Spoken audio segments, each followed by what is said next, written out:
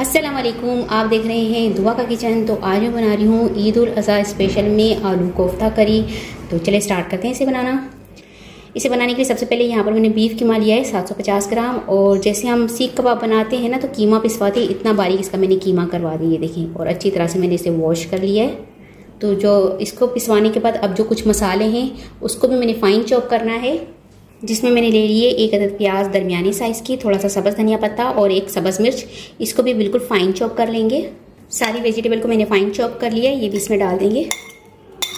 नमक 1 टीस्पून हस्बे जायका, धनिया powder 1/2 table spoon, लाल मिर्च पाउडर 1/2 टीस्पून, हल्दी पाउडर 1/4 टीस्पून, गरम मसाला पाउडर 1/2 टीस्पून, 1 टीस्पून अदरक लहसुन पेस्ट, 1/2 कप डाल देंगे बेसन। आप इसमें भुने हुए चने भी डाल सकते हैं और बेसन को भून के भी डाल सकते हैं, लेकिन मैंने बेसन को भुना नहीं है, ऐसे ही डाल रही हूँ। 1 अदद अंडा डाल देंगे। अब इन सबको हाथों की मदद से अच्छी तरह से मिक्स कर लेंगे।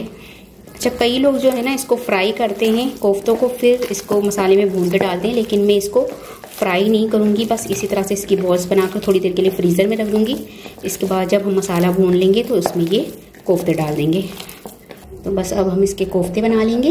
यहाँ पर हाथों पे पानी लगाकर इसके बॉल्स बनाते जाएंगे। बॉल्स आप जिस भी साइज़ के बना लें, छोटे बड़े उस साइज़ के आप बना सकते हैं। बस इस तरह से सारे कोफ्ते बना लूँगी मैं।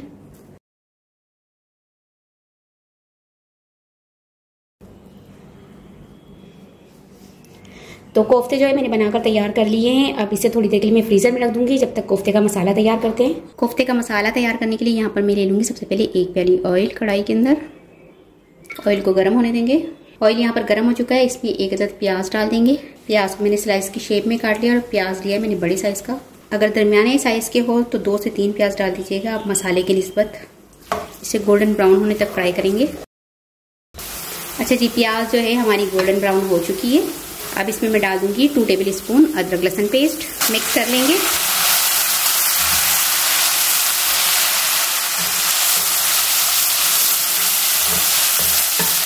और इसे 1 मिनट पकाएंगे इसका कच्चापन खत्म होने तक। साथ ही यहाँ पर मैंने 4 अदद टमाटर लिए थे और इसका मैंने पेस्ट बना लिया है, ये डाल देंगे। मिक्स कर लेंगे और इसे 5 मिनट पकाएंगे दरमियानी आंच पर। तो इसे मैंने 5 मिनट पकाया है दरमियानी आंच पर। अब इसमें मैं डाल दूंगी नमक 1 टीस्पून हस्बे जायका। मैंने कोफ्तों में भी नमक डाला है, इसलिए मैं नमक थोड़ा इसमें कम रख रही हूँ।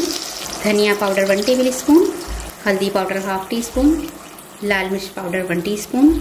मिक्स कर लेंगे। साबुत सफ़ेद ज़ीरा 1 टीस्पून, 1 टीस्पून गरम मसाला पाउडर, 1 टीस्पून ज़ीरा पाउडर, कुटी हुई काली मिर्च 1 टीस्पून। मिक्स कर लेंगे। कवर करके 10 मिनट पकाएंगे दरमियानी आंच पर। अच्छा जी, मसाला जो है हमारा अच्छी तरह से भून चुका है। तो आपने ख्याल रखना है कि इसमें कोई भी प्याज या टमाटर वगैरह, टमाटर का तो खैर हमने पेस्ट डाला था, प्याज वगैरह साबुत नहीं देनी चाहिए। तो ये देखिए मसाले को अच्छी तरह से मैंने भून लिया है। अब इसमें मैं डाल दूंगी आलू। 3 अदद आलू लिए हैं और इसको इस तरह से काट लिया है मैंने वॉश करके, ये डाल देंगे। और साथ ही इसमें मैं डाल दूंगी कोफ्ते जो बना कर रखे थे, वो कोफ्ते इसमें डाल देंगे। दोनों को एक साथ ही डाल रही हूँ। अगर आप चिकन के कोफ्ते बनाएंगे तो उसको जो है आप आलू को गलने के बाद डालेंगे और मज़ीद 5 से 7 मिनट पकाएंगे, लेकिन आप बीफ के कोफ्ते डाल रहे हैं तो इसलिए जो है इसको आप आलू के साथ ही डाल दें, ताकि जो आपको पता है बीफ का जो गोश्त होता है वो थोड़ा गलने में भी टाइम लगाता है, इसलिए आप बीफ के जो है वो आलू गलाने के साथ ही डाल दें। और इसको मैंने फ्राई नहीं किया, ये बगैर फ्राई किए हुए बहुत ही मज़े के और टेस्टी बनेंगे। अब इसे बड़ी एहतियात से हम मिक्स कर देंगे इस तरह से, ताकि ये टूटे भी ना।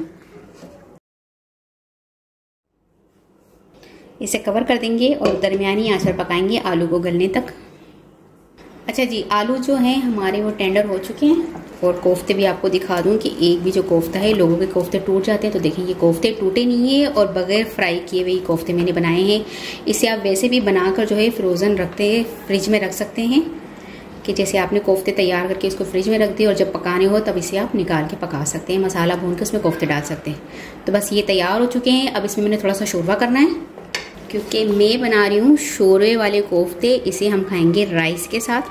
तो अब इसमें थोड़ा सा पानी डाल देंगे, मिक्स कर लेंगे।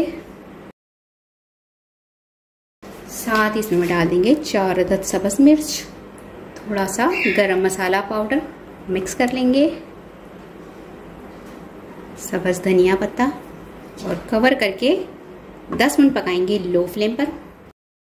तो बहुत ही मज़ेदार हमारी आलू कोफ्ता करी बनकर तैयार हो चुकी है। ये देखिए इसकी लुक कितनी खूबसूरत आई है और इतना मज़े का ये सालन बना है, इसकी खुशबू इतनी है कि पूरे घर में फैल चुकी है। तो बहुत ही मज़ेदार से हमारा आलू कोफ्ता करी बनकर तैयार हो चुका है। इसे मैं आपको डिश आउट करके दिखा देती हूँ।